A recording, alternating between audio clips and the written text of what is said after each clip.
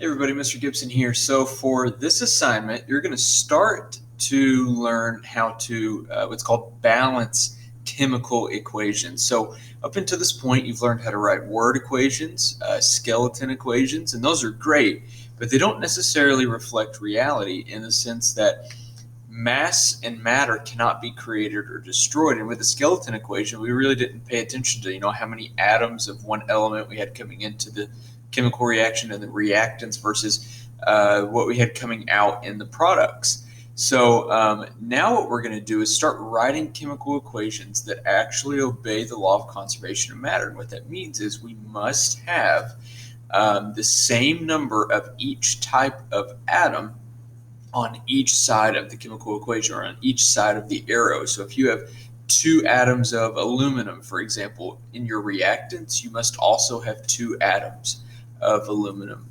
in the products. And so this is just a hook activity to kind of get you thinking along this lines of balance. And the way you're going to do that is through this PhET simulation. So I've already got both of these opened over here.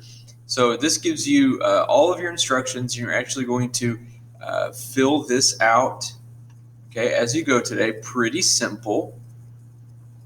And it says every atom is accounted for in every chemical reaction. This is because matter cannot be created or destroyed. It only changes forms. Okay, so the investigation question that you're trying to answer today is, how do we show that matter is always conserved in a chemical reaction? And you're going to make your prediction here. And whatever you put for prediction is fine. Prediction is something you make before you collect any information or any data or do any exploration. So if by the end of this you realize your prediction is totally wrong, that's okay. Just leave your prediction what it was.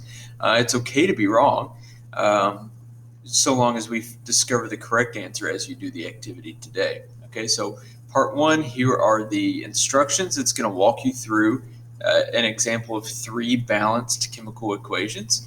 And then part 2 is a game that you're going to record your score and write down the balanced equations as you did for that game. And then there's a couple questions at the end. So really fast, let's just take a look at this simulation.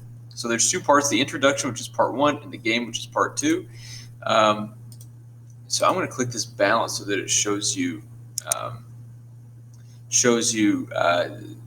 how many of each atom, and it shows you a good illustration of what I mean by balance. Okay, so these are called coefficients. These big numbers in front, and that's how many of each molecule you have in the chemical equation. Okay, and so you can see if I just have one of each of these, I do not have a balanced chemical equation. So what you guys are going to try to do today is balance the chemical equation. All right, and there's 3 different kinds of chemical reactions here. We've got making ammonia, we've got separating water, and we've got the combustion of methane. So those are going to be your 3 balanced equations here, but you have to balance them and figure out what numbers go in front. How many of each molecule do you need in order to balance the equation? All right, if you guys need any help, feel free to email me. All right, good luck.